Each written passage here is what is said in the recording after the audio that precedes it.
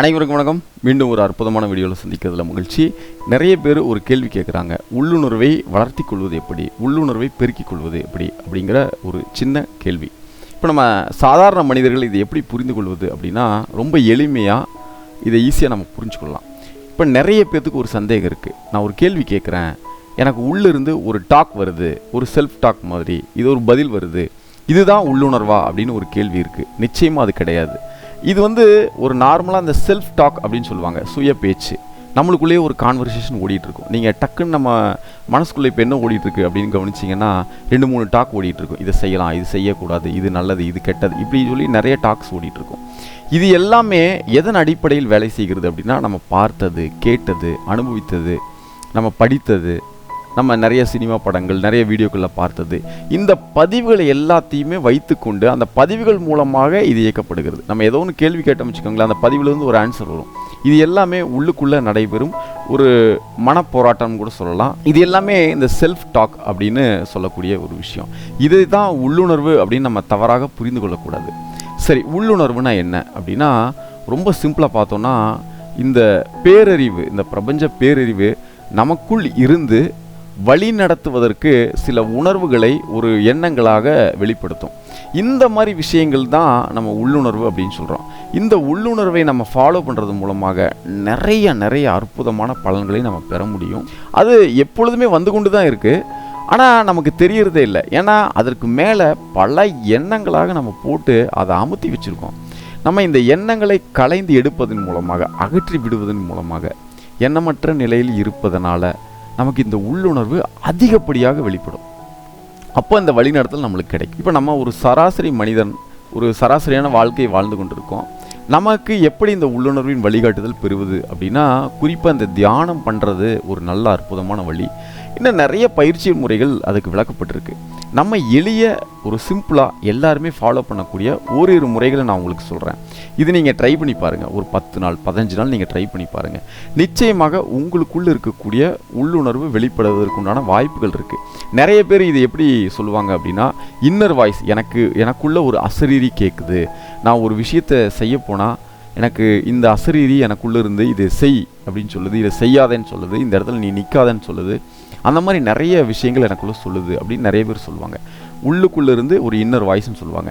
இது வெஸ்டர்ன் கல்ச்சரில் ஒரு இன்னர் செல்ஃப் அப்படின்னு சொல்லுவாங்க.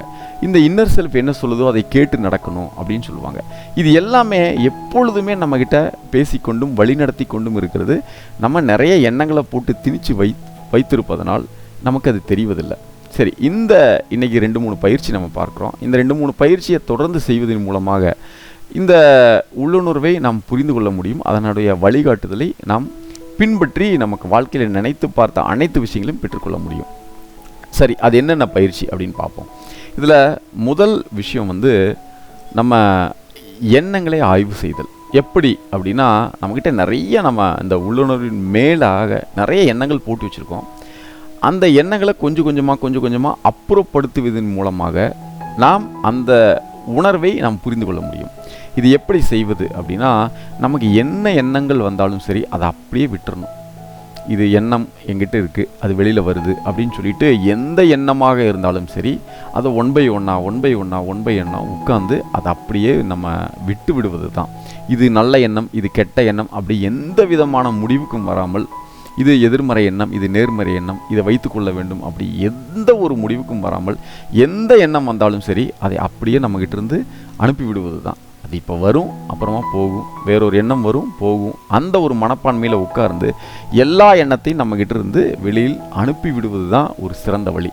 சரி, இது எப்படி செய்வது அப்படின்னா, ஒரு குறிப்பிட்ட நேரங்களில் ஒரு 10 நிமிஷமோ இல்லை 20 நிமிஷமோ அரை மணி நேரமோ உட்காந்து உங்களுக்கு என்னென்ன எண்ணங்கள் வருதோ அதை அப்படியே ஒரு ஜேர்னல் மாதிரி எழுதுங்க. இந்த எண்ணம் வந்தது, இந்த எண்ணம் வரும்பொழுது என்னுடைய உணர்வுகள் இப்படி இருந்தது அப்படின்னு நம்ம எழுதி வைக்கும் பொழுது, ஒரு 7 நாள் 8 நாள் நம்ம எழுதி வைக்கும் பொழுது அந்த எண்ணங்கள் பார்த்திங்கன்னா திரும்பி வரும் பொழுது நமக்கே தெரிய வந்துடும். கொஞ்ச நாளில் பார்த்திங்கன்னா அந்த எண்ணம் வரும் பொழுது நமக்கு தெரியும் அடுத்தது இந்த எண்ணம் வருது அப்படின்னு. அப்போது எந்த எண்ணம் வந்தாலும் சரி அதை எழுதி விட்டு நாம் அதை அப்படியே விட்டுற வேண்டியது தான். எந்த ஒரு ஆக்ஷனுக்கும் நம்ம பண்ண வேண்டாம். இது ஒரு எளிய அற்புதமான வழிமுறையாக இருக்கும்.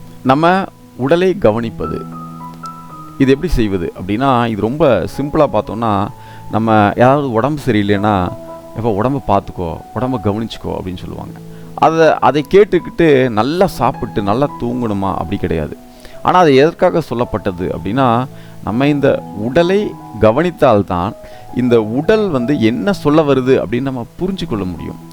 இதை எப்படி செய்வது அப்படின்னா, ஒரு 10 நாளைக்கு நம்ம உடல் கேட்ட அனைத்தையும் நம்ம கொடுக்க வேண்டும், மனம் கேட்கும் எதையும் கொடுக்கக்கூடாது. இப்படி ஒரு மைண்ட் டயட் அப்படின்னு நம்ம வச்சுக்கலாம். இதை பற்றி நம்ம ஏற்கனவே ஒரு வீடியோ போட்டிருக்கோம். இந்த மைண்ட் டயட்டில் இருப்பதனால என்ன நடக்குது அப்படின்னா, நம்ம இந்த உடல் என்ன சொல்ல வருது அப்படின்னு நம்ம புரிந்து கொள்ள முடியும், எளிமையாக புரிந்து கொள்ள முடியும். இப்போ இதை எப்படி புரிஞ்சுக்கிறது அப்படின்னா, இப்போ நம்மளுக்கு உடலுக்கு பசிக்குதுன்னு வச்சுக்கோங்களேன், நமக்கு ஒரு ஆரோக்கியமான உணவு தேவை, அது கரெக்ட், உடல் கேட்குது, நம்ம கண்டிப்பாக கொடுக்கணும். தண்ணி தாகம் எடுத்துச்சுன்னா நிச்சயமாக அதை குடிக்கணும். ஆனால் நம்ம எண்ணங்கள் என்ன சொல்லுது அப்படின்னா, இன்றைக்கி வெளியில் போகிறோம்ல, இந்த ஹோட்டலில் இந்த சாப்பாடு நல்லாயிருக்கும், இந்த ஹோட்டலில் இந்த ஜூஸ் நல்லாயிருக்கும், அப்படி நம்ம எண்ணங்கள் நம்மளை இன்னொரு இடத்துக்கு எடுத்துகிட்டு போகும். அதற்கு எடுத்து செல்லாமல் ஒரு ஆரோக்கியமான உணவு தேவை, அதை நம்ம உடம்புக்கு கொடுத்துட்டு அமைதியாக இருந்து விடுவது தான். இந்த மனம் கேட்கும் எதையும் கொடுக்கக்கூடாது, உடல் கேட்கும் அனைத்தையும் கொடுக்க வேண்டும். இப்படி ஒரு முடிவுக்கு ஒரு மைண்ட் டயட்டில் ஒரு 10 நாள் இருப்பதன் மூலமாக இந்த உடலை நம்ம எளிதில் புரிந்து கொள்ள முடியும். இது 2வது விஷயம். 3வது விஷயம் இருக்குது. ஒரு நாளைக்கு ஒரு 10 முறையாவது உங்கள் உடலை முழுமையாக கவனித்து, ஒரே 1 நிமிஷம் போதும், தலை முதல் கால் வரை கவனித்து, இப்பொழுது இந்த உடல் எதை வெளிப்படுத்துகிறது, இந்த உடலுக்கு என்ன தேவை அப்படின்னு நம்ம ஒரு சின்ன ஒரு கேள்வி கேட்டால் போதுமானது. அது சில நேரங்களில் சில சமிக்கைகளாக வெளிப்படுத்தும், சில உணர்வுகளாக வெளிப்படுத்தும், சில எண்ணங்களாக வெளிப்படுத்தும். அதை நம்ம புரிந்து கொண்டு எழுதி வைத்து விட வேண்டும். இப்படி ஒரு நாளைக்கு 10 முறை இந்த உடலை கவனித்து, என்ன இந்த உடலுக்கு தேவை அப்படின்னு சொல்லிட்டு நம்ம ஒரு கேள்வி கேட்பதனால இந்த உடல் நம்மக்கிட்ட பேசும் அந்த மொழியை நம்ம எளிதில் புரிந்து கொள்ள முடியும். இது ஓரிரு நாளில் நடக்குமா அப்படின்னா நடக்காது. ஒரு 10 நாள், 15 நாள், இல்லை உங்களுக்கு திருப்தி வர வரைக்குமே ஒரு 20 நாள், 1 மாதம் நீங்கள் நிச்சயமாக இதை ட்ரை பண்ணலாம். இந்த 3 விஷயங்கள் நாம் தொடர்ந்து செய்து வருவதனால் நம்மக்கிட்ட எண்ணங்கள் மிக குறைந்த அளவில் வருவதை நம்ம பார்ப்போம். ஏன்னா எல்லா எண்ணங்களையும் எடுத்து நம்ம வெளியில் வச்சுருவோம். அதுக்கப்புறமா இந்த உணர்வுகளை நம்ம கவனிக்க ஆரம்பித்து விடுவோம். அதையும் நம்ம எளிமையாக புரிந்து கொள்வோம். இது நீங்கள் எளிமையாக ஃபாலோ பண்ணிட்டு வரும் பொழுது நிறைய நேரங்களில் நீங்கள் பார்க்கலாம், ஒரு விஷயத்தை செய்கிறதுக்கு நீங்கள் முற்பட்டால் போதுமானது, இதை செய் அப்படின்னு சொல்லிட்டு ஒரு ஸ்ட்ராங்கான ஒரு இன்ட்யூஷன் உங்களுக்குள்ளே க்ரியேட் ஆகும்.